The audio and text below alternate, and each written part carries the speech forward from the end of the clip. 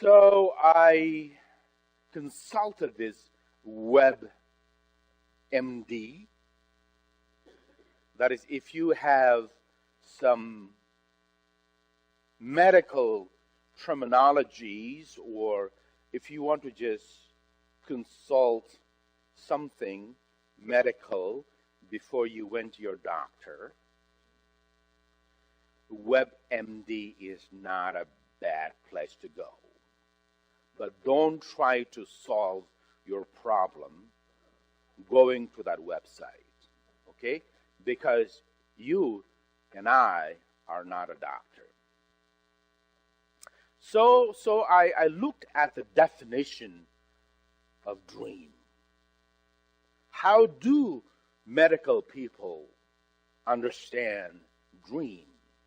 And it says, dreams can be entertaining, disturbing, or downright bizarre. Agree? We all dream, even if we don't remember in the next day. He's talking about me. But why do we dream?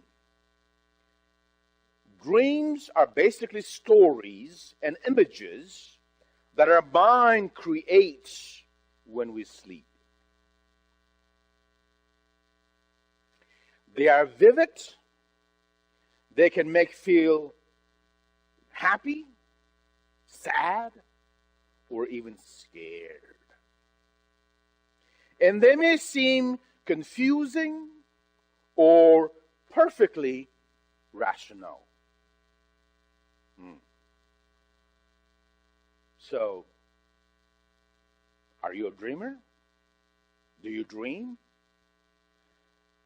And if you dream, when you wake up the next day, do you remember them all? See, I don't. I go blank, I get up blank. It just, I don't know. This dream never worked for me. But some people, like some of you here, do remember some of those dreams, and you even try to analyze what would that possibly be. What is God, my subconscious mind, is trying to tell me that I'm not getting it. Right? We wrestle with those things. My maternal grandmother was one of those visionary dreamer. And I told you that she was a medicine woman, right? You remember that? My grandma was a medicine woman. And so she would dream very vividly, and she would also see human faces and then talk to them. This is what I dreamt of you. After college, I was like Paul, Apostle Paul in the New Testament. I was traveling about 365 days. I would just come home, relax, rest a little bit, and I'm back on the road. And sometimes, maybe all the time, my mother would worry about my well-being so bad. She was a worrier. She would worry about anything and everything. So she would walk down the hill to my grandma's house, about half a mile down the hill. And she's going down there to talk to her mother, to ask about, have you seen your grandson recently in your dream? And my grandma will say, yes, I have. He's laughing and smiling a lot. Don't worry, he's fine. And that would just cheer my mother up, and she would climb up the hill half a mile to be home. So, dreams can be vivid, and dreams can tell you something. Dreams can add some things for you and I to wrestle with. Now, God used dreams in the Old Testament, right? Even in the New Testament, if you read the book of Acts, God used dreams and visions to instruct people. Don't, like for example, Moses, Abraham, Jeremiah, Isaiah, and several of the other prophets in the Old Testament. They were called. They got visions. They heard the voice of God. And they were supposed to represent God and speak to people and to people in authority for those who were grossly violating justice, right? And so God appointed and commissioned and gave them this oracle. Thus says the Lord. You better listen. Jeremiah was saying that last couple of Sundays. See? And so religious community, whether Christians or Islams or Buddhists or other religions, they depended on dreams. People will go to prayer, to the caves, and spend time with God in prayer. And sometime when you're out there deep into prayer, you just sometimes fall asleep. But that is the time when your brain is not going 90 miles an hour and when your body's relaxed. Even your subconscious mind takes you somewhere. And you're open to some of those vulnerability things that we all tend to have this idea about controlling it, right? Control ourselves. And even try to control God, right? Wink, wink. And so when people are in that sleep mode, we are much open to hear and listen to God. Right? Yeah, we do. Now, our story from Genesis is about Jacob. Now, Isaac and Rebekah had two sons, Esau and Jacob. Right? You remember the Sunday school stories? Yes. And Isaac was getting old. And in the tribal tradition, when your eyesight is going out, when your hearing is going out, and when you are feeling a sense that things are not right, that is the time you call your elder son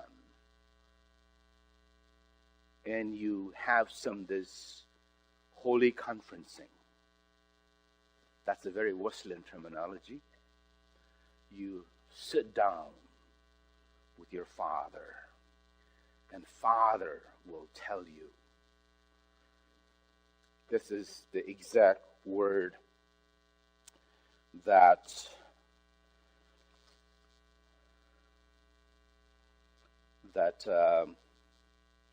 Isaac said. Genesis chapter 27, verses 1 to 4. When Isaac was old and his eyes were dim so that he could not see, he called his elder son Esau and said to him, "My son." And he answered, "Here am I." He said, "Since I'm old, I do not know the day of my death. Now then, take your weapons, your quiver, and your bow, and go out to the field and hunt game for me. Then prepare for me a savory food such as I like, and bring it to me, to eat, so that I can bless you before I die." See? That's what happens in tribal community. Because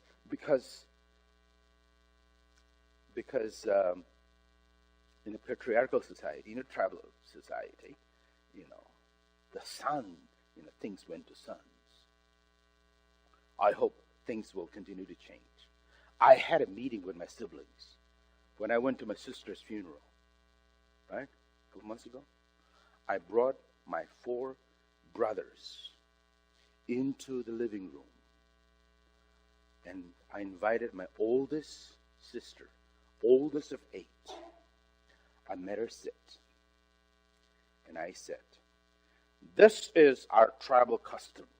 Only men get to talk about these things. But brothers, that is not what we are going to do. We are not going to be the only inheritor. We will include our 3 sisters. One died, so 3 sisters.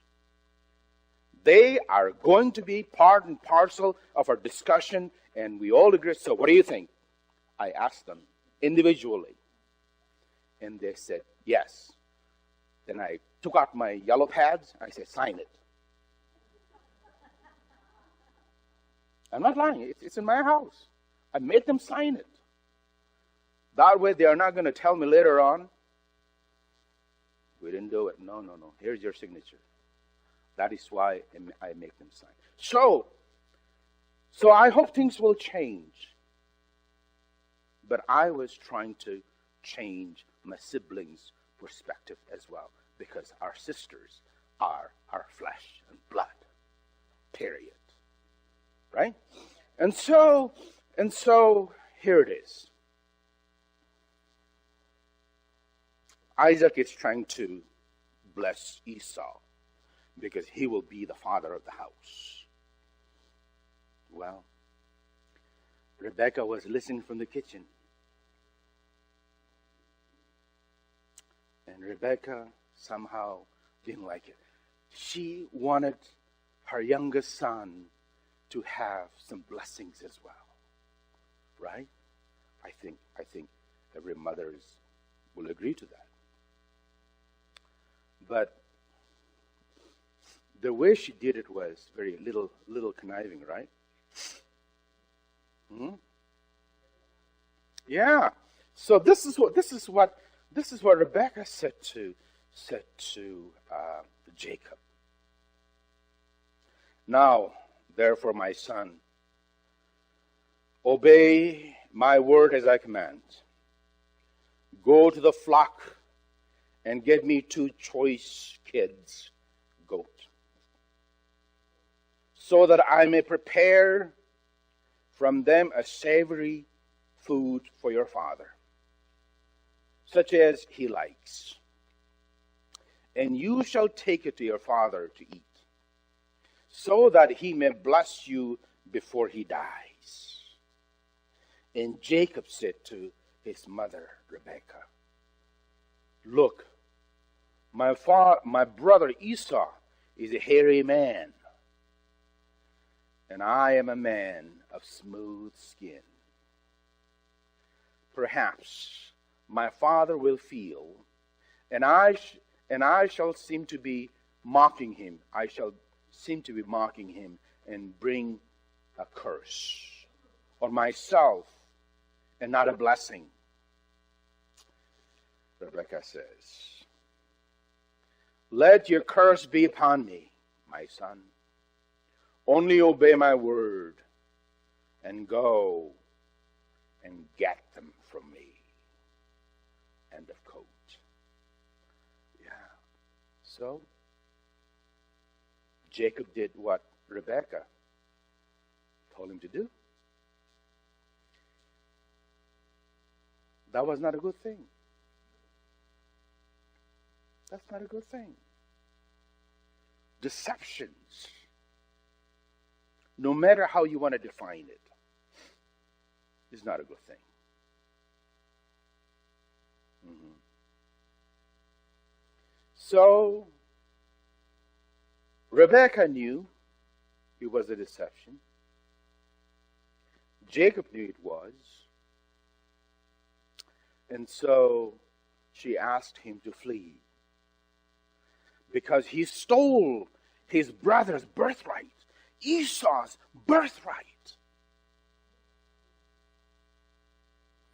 And so Rebekah said, run for your life. Go to my brother in Haran. Go to my Laban, my brother. Stay there.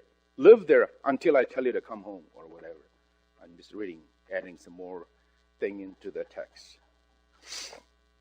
So, he's homeless, rootless, fleeing for his life.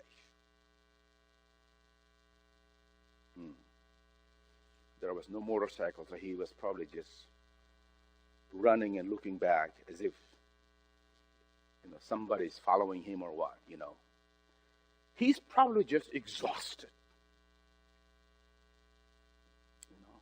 tired, hungry.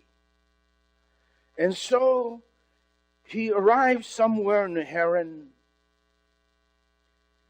He's got no more energy to walk.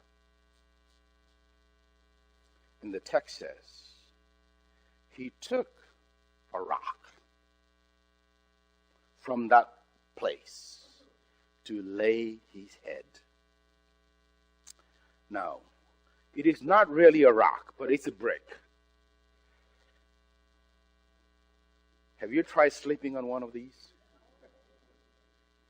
It is not a memory foam or foam memory, that you buy at a nice places to lay your head. This brick is at least smooth, Gently lay your head. But our Genesis says, no, he just picked a rock. So we don't know what kind of a rock it was. But it doesn't matter whether it was a brick or a rock. Try to sleep on it. You might have a nightmare, for sure. Well, Jacob had some bad dreams. Or maybe he had some weird dreams. Because he sees the heavens open. And a ladder from the earth reaching towards the heaven. And the angels of God ascending and descending. Right? Descending and ascending. I was just wondering if you knew what I was doing. Yeah. So this ascending and descending.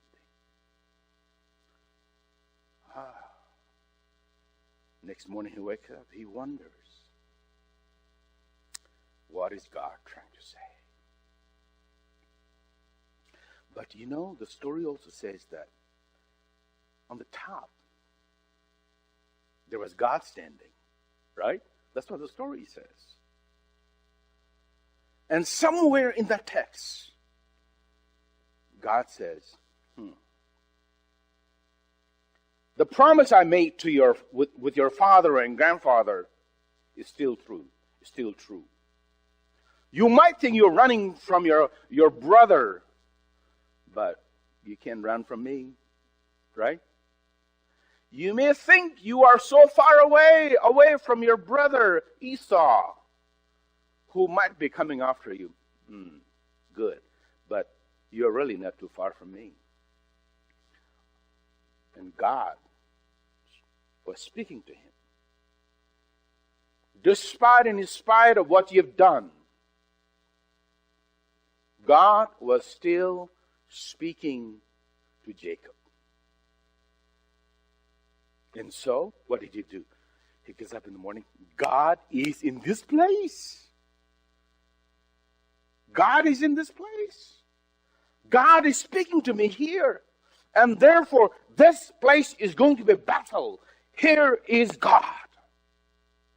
God spoke to him even when he was running from everybody else.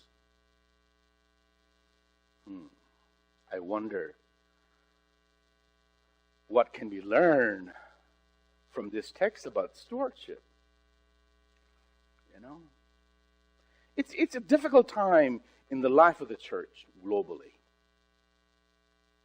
Mega churches were able to survive and thrive. But hundreds and thousands of churches closed because of COVID-19. Thousands of pastors resigned, and their resignation is on a regular basis. They cannot see ministry sustained, and they can see that churches cannot pay them, and therefore why stay, and therefore there is massive resignations among pastors. You know. And so there is much disillusionment in the life of the church, just like Jacob. You know, they're looking at things, and even the traditional church who have been in the business for a long time, suddenly they're feeling, I'm rootless, homeless. What are we supposed to do? Is there any hope? Is there a message from God? Even in this crisis time. You know? A lot of small churches, especially in the mainline denominations, you know, in the storefront, you know, churches, they come and go and nobody knows. Right? A lot of evangelical churches, they come, they go, and nobody knows how many churches are closed. But for us, we are a historical church. We've been in the community for years and years and years. And therefore, when we close, everybody knows. Oh, the Methodist church in Sun City is closing. It just becomes a big story. Media might come. Enterprise might come and want to write an article. See? So things like that, you know. And so there is this spiritual depression. There is such term as that. Spiritual depression. Wonderment. You know. But God revealed to Jacob, even in the worst of time. And God said, my promise to your father and grandfather still remains. You will be redeemed and blessed. Yeah. We may think, you know, we are tiny, but we believe in a big God, right? Right. Tiny church with a big God hovering over us. And this God is saying, I'm not done with you. As long as you breathe, I'm here. As long as there is unity in purpose, I'm there. As long as you're faithful to the mission of God, I'm there. I'm going to help. I think that is what God was saying to Jacob. Right? Heaven's door is open. Angels are going up and down. We are not aimlessly lost. We have a purpose. God might have a dream. Maybe some of you have a dream for this church. Maybe we need to dream together. Maybe God will give us a unified dream for the future of our church. Think about it. Pray about it. Maybe you are the vessel of God with dreams in it. Think about that. Dream is not out there. Dream is here in this place. It is hidden in each of our deep spiritual being in there. Try to listen. If God speaks to you in the next couple of days, talk to me. Write it down. Send an email to me. Text me. And let's look at God's possibility, not our impossibility. I think we humans, we tend to gravitate towards the impossibility, the demise. But let's take God's possibility. Let's look at God's opportunity. Maybe there's a message. So be it, right? Let's play with it. And so, that's the sermon thoughts for today. And may God continue to speak to us. Amen?